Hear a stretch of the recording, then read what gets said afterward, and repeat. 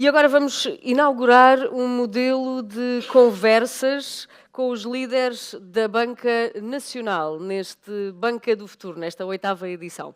Para conduzir essas entrevistas, essas conversas, chamo ao palco Diana Ramos, diretora do Jornal de Negócios, e chamo também ao palco o primeiro convidado destas conversas, João Pedro Oliveira Costa, presidente da Comissão Executiva do BPI.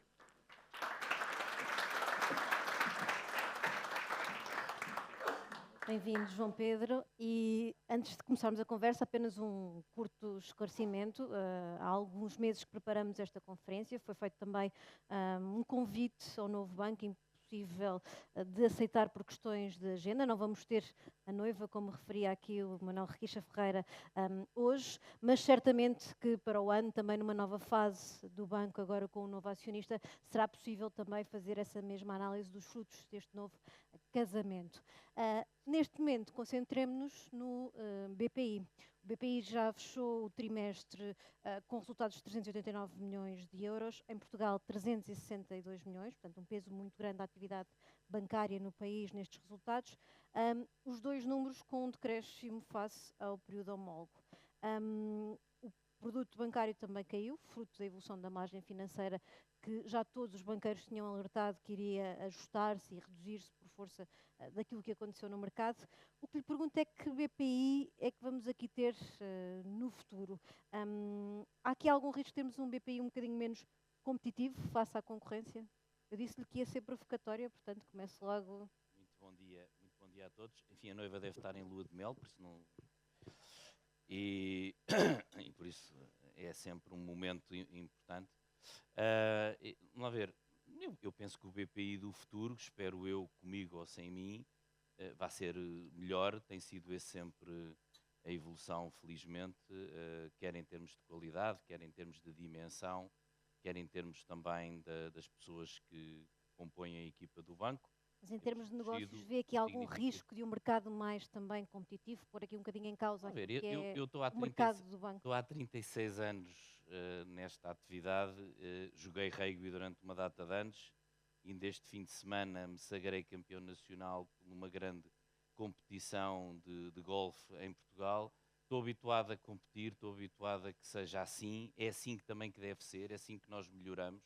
Se não houver competição leal com pessoas como deve ser, eu tenho um enorme gosto e a sorte de ter calhado com os competidores que tenho neste momento, do qual eu respeito muitíssimo. Eu acho que isso é o que nos faz sempre melhores e por isso estou muitíssimo confiante. O que é que nós temos vindo a fazer e o que é o nosso projeto? Por isso, em primeiro lugar, centrar naquilo que é a essência de um banco, que é os nossos clientes. Por isso nós temos estado centrados na melhoria da qualidade de serviço, e isto tem uma data de implicações, estaríamos aqui a manhã toda.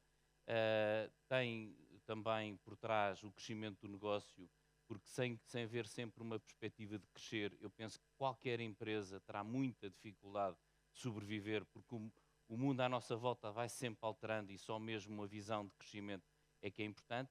E depois há um aspecto também fundamental, tem a ver com o talento e com as pessoas que trabalham no banco e a sua renovação, algo que nós temos vindo a fazer sistematicamente e que será importante preparar as novas gerações, as novas lideranças, o que vem a seguir a nós, e nós só estamos aqui de passagem, e felizmente também há muitas outras coisas giras para fazer na vida, e por isso esse é o caminho que eu encaro o meu mandato.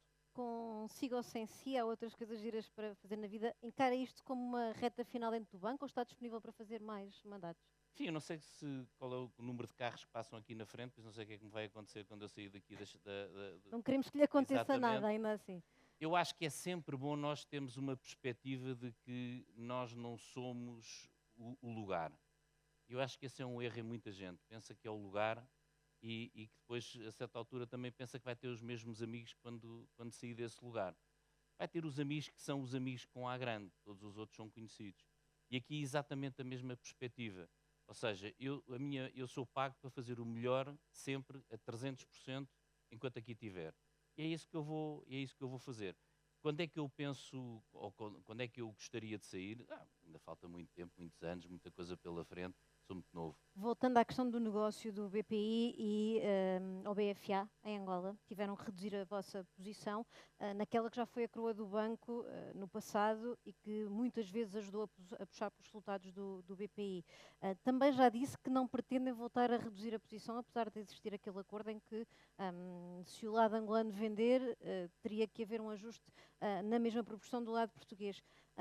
Ficar com 33% do banco neste momento para si é suficiente, é razoável? Porque é que não quer reduzir mais aquela posição? A ver, eu não vou responder assim diretamente, porque não há uma resposta direta, há uma resposta de bom senso, como foi sempre, pelo menos enquanto eu tive a responsabilidade de gerir esse dossiê.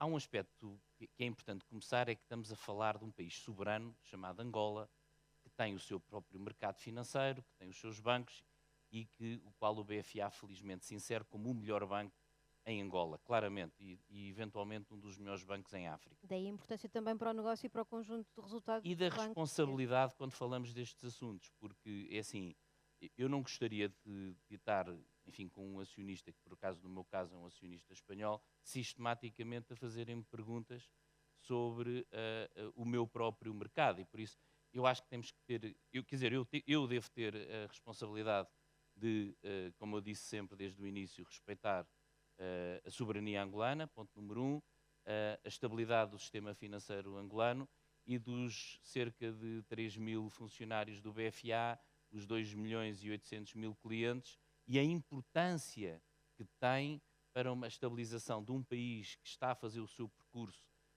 num determinado sentido e do qual nós conseguimos, em conjunto, realizar a maior operação em África em 2025, espero, e a maior em Angola desde sempre. Não vou mudar de tema. Eu gostava de lhe perguntar é quando é que espera, por exemplo, questões práticas, que o encaixe financeiro da venda destes 15%, cerca de 103 milhões de euros, seja contabilizado nos resultados do banco. Qual é o calendário? Não, ele será contabilizado quando nós formos recebendo. Ele já foi, a operação já está totalmente feita, não tem impacto nos resultados. A operação em concreto não tem um marginal impacto nos resultados, tem impacto no capital, já teve, a operação já está feita. Neste momento nós estamos a receber os dólares como sempre recebemos ao longo dos últimos anos, de uma forma sistemática e aí mais uma vez respeitando as necessidades financeiras e de moeda estrangeira que Angola tem. Nunca falhou, não vai falhar, vai correr, tenho a certeza, bem, de acordo com aquilo que são as prioridades angolanas e que nós entendemos. Nós também não estamos, enfim, desesperados para receber esse capital, havemos de o receber como sempre o recebemos. Angola nunca faltou à sua palavra e é isso que nós estamos confiantes e eu confio bastante. Já falámos há pouco no painel anterior de há um ano estarmos aqui numa situação diferente, em que havia um banco que estava claramente a ser cortejado pelos restantes bancos do setor. A verdade, e esta é uma informação que foi recolhida por negócios e dir-me-á se consumou ou não, o La Caixa apresentou uma proposta firme também pelo novo banco. A verdade é que, aparentemente, até nem estava assim tão distante de valor da proposta apresentada pelo BPCE. Porquê é que falhou este negócio para o CaixaBank e, consequentemente, também para aquilo que é o futuro do BPI? Acha que, de alguma forma, a pressão política que existiu neste processo prejudicou o CaixaBank? A ver, eu acho que enfim, eu vou fugir completamente a esse tema, não me interessa. Não me interessa minimamente, não me interessa minimamente. E só para não estarmos aqui a perder tempo, não é? Mas apresentaram uma proposta firme também pelo banco. Ouça, eu disse desde o princípio e continuo a reafirmar, essa operação a acontecer foi liderada, a ser liderada pelo acionista. A mim compete-me, como eu disse, conduzir o automóvel. E o piloto continua a conduzir, temos agora a próxima prova, não sei onde é que vai ser, mas vai ser boa de certeza. Mas o processo político não condiciona também aquilo que é a condução do automóvel por quem está cá em Portugal? Eu disse desde o princípio, a minha ideia é crescer. Acho que a cota de mercado que o BPI tem não é ainda no ponto suficiente e por isso vou procurar alcançar uma maior cota de mercado, respeitando as regras de mercado, respeitando os meus concorrentes, prestando o melhor serviço aos meus clientes e satisfazendo os meus colaboradores. É isso que eu vou tentar fazer. é sempre importante nós, pelo menos, tentarmos fazer o melhor que conseguimos fazer. Portanto, já percebi que Com, vão às compras neste momento, estão a olhar para o mercado. O que é que eu não pode tenho, ser eu um só bom posso ir negócio no mercado como eu nacional? disse, eu sou o condutor do automóvel, não posso andar a comprar outros carros, não vou por aí. Não tô, mas a sério, não Mas estou onde é que vê focado oportunidades de em negócio aquisição. neste momento? Não está focado em aquisições? Não, Mesmo que surja uma posição, por exemplo, num banco de investimento ou há um outro banco que já disse que procura um acionista mais não, relevante, o Banco CTT, não, não, nesta fase não está a olhar para não. estes negócios. Muito bem. Entretanto, deixe-me que lhe pergunte, há pouco falava da questão do talento, do pessoal. O banco reforçou o quadro de pessoal em 175 pessoas, para um total Certo. de 4.430 funcionários. Este é um fim quase para o BPI de um ciclo de cortes nos recursos humanos e uma aposta numa nova geração de trabalhadores. Porquê este reforço de colaboradores no banco depois de um processo de ajustamento que levou à sua redução? Podia dizer que foi um acaso, neste caso foi programado. Vamos lá ver, esse é um dos temas que nós todos, às vezes, temos alguma dificuldade de entender que para nós conseguirmos ficar melhores, por vezes temos que fazer algumas alterações significativas, e nomeadamente no tema dos recursos humanos. É necessário ajustar qualificações? Foi isso que fizemos. E atitudes. Reparem, nós somos pessoas, não somos máquinas, por isso a maneira como nós queremos a alcançar determinado objetivo ou seguir determinado plano, nem toda a gente está alinhada nesse mesmo seguimento. Temos várias fases da vida, é normalíssimo, não tem mal nenhum. Felizmente, nós tivemos sempre capacidade de compensar devidamente as pessoas. Eu sou altamente favorável a um mercado de trabalho um pouco mais livre, mas com obrigatoriedade de compensação às pessoas pela qual deram uma vida de trabalho a uma organização, devem ser compensadas por isso. Agora, eu não posso ficar agarrado a pessoas que não têm eu tenho muita dificuldade em entender o que é o reskilling. Tenho mas mesmo muita. A não ser que me digam o que é que isso quer dizer em concreto, que tenhamos visto isso acontecer de uma forma. Considero que há a evolução das próprias pessoas, considero que as pessoas conseguem fazer outras funções. Reskilling é uma coisa um bocadinho mais avançada e tenho alguma dificuldade de compreender isso. E além do mais, nós temos que dar oportunidades a novos talentos, a novas formas de pensar, a novas maneiras, a desafiarem-nos com outros estilos, com outras formas de ver o mesmo problema. E aconteceu-nos muito isso. Nós, este ano, já contratámos mais de 270 jovens abaixo dos 35 anos e, em termos líquidos, vamos ultrapassar este ano as 200 novas pessoas no banco e vou continuar a crescer. O que parece um bocadinho estranho com esta coisa toda da inteligência artificial e da Mas essa é só a lógica para os automatização. trabalhadores. Para os balcões, o ciclo é continuar a reduzir a presença física. Nós aumentámos as pessoas nos balcões. Nós aumentámos Mas o não número de aumentámos balcões a rede. reduziu Não, ligeiramente. não há preciso mais lojas. É preciso mais atendimento, e o que nós reparámos foi que as pessoas procuram também, e tem a ver um pouco com a nossa humanidade, não é? Nós procuramos muitas vezes as pessoas e é importante nós conseguirmos compreender essa tendência. Se no futuro as pessoas não quiserem falar com ninguém, pegamos nas pessoas que estão nos balcões e colocamos noutro lugar. Não podemos é ser nós, com os consultores, a imaginar o que é que o mercado quer. O mercado quer é os clientes. Os clientes é que vão dizer Vão ditar se é isso. preciso mais pessoas ou menos pessoas. A nós pediram-nos mais pessoas. Os clientes pediram-nos mais pessoas. Como? Classificando-nos menos positivamente em termos de qualidade de serviço, e por isso foi o chamado, felizmente foi só um amarelo alaranjado, e nós rapidamente repomos pessoas nos balcões, que era fundamental, porque nem toda a gente tem nem a vontade, nem a paciência para sistematicamente só estar a falar com máquinas, e por isso pessoas também é importante. Vou tentar gerir o tempo o máximo Sim. possível para conseguirmos ir ao maior número de temas possível. Entretanto, olhando para a questão do negócio do banco e do crédito à habitação, foi um dos bancos que naturalmente também cresceu no crédito à habitação à boleia da garantia pública. Ainda faz sentido esta manutenção da garantia pública para os jovens?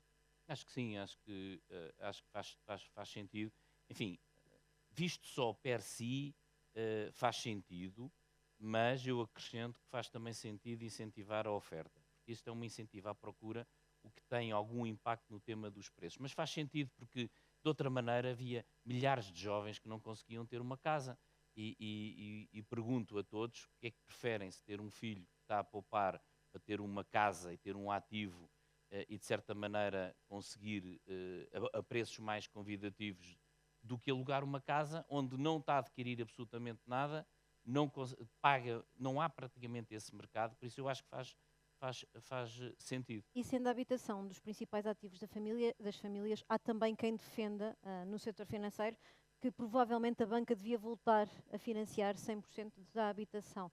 Acredita que era um risco acrescido ou já se percebeu pela história do passado que não é um risco assim tão grande financiar a 100% a habitação? Não acho que é um risco acrescido, mas enfim, mas como o supervisor é muito, como é que é, muito fundamentalista nesse tema, não vou discutir, não vale a pena, acho que não vale a pena perdermos tempo com coisas que já estão, é assim, não, eu aceito bem as regras, desde que elas sejam claras, execute-se. Agora, eu acho que de facto está provado, poderia ser um pouco mais, podia-se ir um pouco mais além, dentro de determinadas regras, mais uma vez, também, aí com regras mais acrescidas ao nível da taxa de esforço, do valor das habitações, etc. Mas, Muito enfim, não bem. vale a pena. O governo já sinalizou que vai apresentar uma nova proposta para substituir o adicional de solidariedade.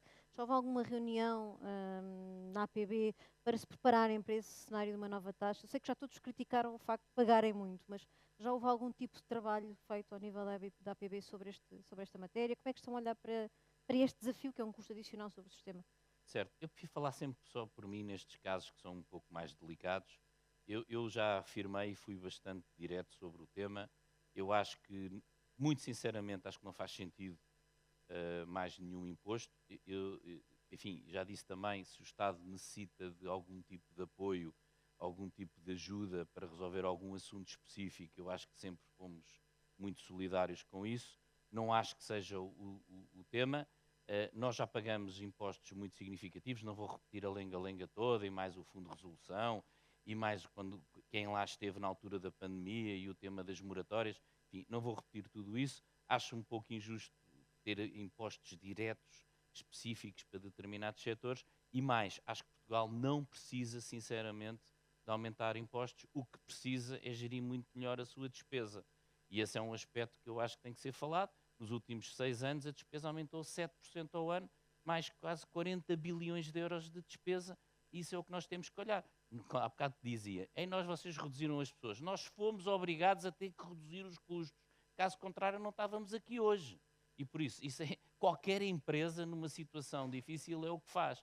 Ora bem, isto sendo um poço sem fundo em que eu aumento os preços cada vez que eu quero aumentar as minhas despesas, enfim, assim, e por decreto é fácil. Por isso, eu acho que o tema dos impostos, em termos de competitividade do país, em termos externos, acho que é um aspecto fundamental. E, além do mais, acho que é um garrote enorme para quem quer ter sucesso em Portugal, porque a maneira como os impostos sobem dos escalões mais pequenos não é um incentivo realmente ao empreendedorismo, um incentivo à iniciativa privada, a sermos melhores, porque realmente os acréscimos passa a ter um sócio logo imediatamente, logo em tenra idade, para o resto da vida, como uma mochila. Felizmente agora, enfim, desapareceu um bocadinho aquela outra mochila que também eram herdeiros dos meus pais, agora já parece que é um bocadinho mais pequeno, mas de facto é um certo exagero e não acho que os serviços públicos tenham melhorado assim tanto para o aumento da despesa que tivemos. Apesar de eu sou completamente favorável, que temos que pagar impostos e acho que todos temos que contribuir. Há muita gente desfavorecida que precisa de apoio. Deixe-me ir a um dos temas que tem marcado a discussão pública, que é a questão do Código Laboral e das propostas do Governo para a revisão do Código Laboral. Uma das justificações apresentadas tem sido a de necessidade de uma economia mais moderna, de um mercado mais flexível. É mesmo necessário fazer este ajuste na lei laboral? Acredita que tem sido um empecilho ao crescimento económico, a atual legislação?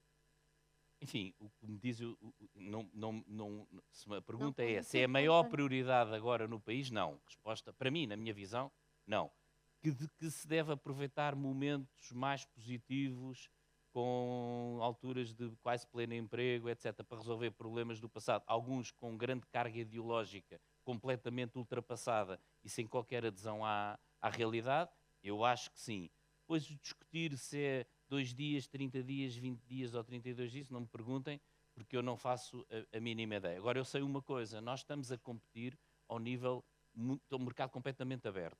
E por isso, o Bloco Europeu, a comparar com os restantes, tem regras e cristalizações difíceis de competir. E além do mais, nós temos que incentivar que as pessoas, todos nós, temos que ser mais produtivos, temos que ser todos melhores naquilo que fazemos. Mas também, de alguma maneira, também temos que garantir que as pessoas tenham uma certa previsibilidade nos seus rendimentos. Isso, juntando estas peças, aqui vai-se encontrar de certeza algum equilíbrio. Mas eu penso que é muito importante a capacidade que as empresas possam ter para renovar os seus quadros, seja por quadros mais jovens, seja por quadros mais competentes. Acho que isso é importantíssimo acontecer. Há muita gente, muitas vezes, nas empresas que não está alinhado, não quer, não puxa a carroça. E isto, muitas vezes, nós temos uma lei que protege o que não quer fazer nada, não é? E por isso, eu acho que essa componente devia de ser possível pagando. Por isso, o que eu acho que é importante é que nós possamos haver regras claras, simples, objetivas, e há em países muito desenvolvidos que têm muito emprego, o exemplo da Suíça, onde eu posso, de facto, conseguir trocar ou suspender um determinado posto de trabalho, pago, e para mais é a própria empresa que paga o subsídio de desemprego, não é o Estado. Por isso, eu acho que há vários modelos que são possíveis implementar. Obviamente, temos que, penso eu, todos, com a sociedade onde já chegamos, proteger também, de alguma maneira, o trabalho. Eu tenho aqui 2 temas para lhe colocar. Um deles está relacionado com a apresentação que o Pedro Machado aqui fez, o aligeirar de algumas das regras de supervisão para que tenhamos uma supervisão mais orientada para resultados, mais eficiente e mais focada nos riscos. O Pedro também admitiu aqui que há espaço para evolução no que toca às inspeções on-site, melhorias. Este é um sinal positivo depois da banca ter sido de alguma forma sobrecarregada com regulação, legislação depois da crise de 2008? Ou é necessário mais? Eu, obviamente, falando do supervisor, que é quem me julga e me atribui fit and proper, etc., tem que ter algum cuidado, não é? Senão não vou a jogo. Mas também precisa de feedback de vez em quando. Mas gosto de chegar à bola, não é? Gosto de entrar em campo, não é? Por isso é conveniente ter aqui algum cuidado e não criticar muito o mister. E por isso, a minha resposta é ver para crer. Vai esperar por 2026 para ver Vê o para efeito crer, prático. mostrem-me factos. Mandam-me uma carta de CEREP, fantástica, em um inglês lindo, com vários pontos, tudo impecável, a perguntar se eu tenho alguma coisa a dizer, porque isto ainda é numa base de discussão. Sistematicamente, desde que eu estou nesta função, vem exatamente a mesma carta outra vez, sem mudar sequer uma vírgula, muda a data. De resto, vem exatamente a mesma. E eu penso que é este tipo de confiança que às vezes era importante construir melhor, porque, vamos lá ver, eu acredito que há muita coisa que eu tenha que melhorar. Agora, sistematicamente, não haver sequer um ponto que nós precisamos ter um bocadinho de razão, parece-me um pouco forte. Além do mais, eu não vi nada a aligerar em termos de pressão regulatória, até porque nós temos 2. Temos o Banco de Portugal e o BCE. E gostam de repetir os temas. E o número de pessoas que hoje em dia nós temos que não trabalham para clientes, não funcionam para o mercado, não funcionam para a economia, é brutal. Funcionam para a supervisão. É brutal. Vamos lá ver, eu não tenho a culpa de que tenha havido antecessores meus que tenham metido o pé na poça e que tenham... E alguns deles de caráter muito duvidoso, mas isso é um problema de psicologia e, se calhar, alguns casos mesmo de polícia. Agora, eu estar a pagar essa fatura eternamente não me parece correto. E, por isso, eu acho que tem que haver aqui alguma razoabilidade, sob pena de nós não ganharmos nenhum tipo de competitividade, até porque, por exemplo, um dos aspectos que eu gostaria bastante de ver o supervisor atuar era naqueles que não são supervisionados e que estão à nossa volta. E com uma dimensão muito significativa, Por exemplo. e que são os não bancos, não é? E que é importantíssimo ter essa regulação reforçada. Mas, dito isto, vamos ser positivos, acho que há uma consciência, parece-me, e pelo discurso que eu ouvi antes, há uma consciência de que é preciso fazer um determinado caminho em conjunto com o setor, e isso tem vindo a ser, ter sido feito. Existe uma confiança e uma relação muito positiva. Claramente, hoje em dia, estamos melhores do que estávamos há 10 anos atrás. Isso deu uma enorme confiança a toda a gente de que a banca, hoje em dia, a sua capacidade de falha diminuiu significativamente. Não desaparece, isso é impossível, mas diminuiu significativamente, e eu acho que só isso já valeu a pena, mas eu gostaria de ter um bocadinho mais. Para fecharmos, o Eurogrupo deu oficialmente o pontapé de partida naquilo que é o calendário de substituições do BCE nos próximos anos, se inicia em maio com a saída do vice-presidente Luís de Guindos. Já há dados que apontam para que o governo português possa de alguma maneira ajudar a que um português possa voltar a ocupar uma posição no Conselho do BCE. Centeno era um bom candidato, o ex-governador Mário Centeno? Um português em qualquer lugar de destaque na Europa é importante. E o governo deve apoiar então uma Deve candidatura? sempre apoiar qualquer português num lugar importante na Europa. Precisamos de mais pessoas em lugares importantes, nos lugares de decisão, para termos influência. Resposta, sim. Muito bem. Resposta curta também, porque o nosso tempo acabou. Muito obrigada, João Pedro Oliveira Obrigado. Costa. Foi o primeiro neste modelo e obrigada.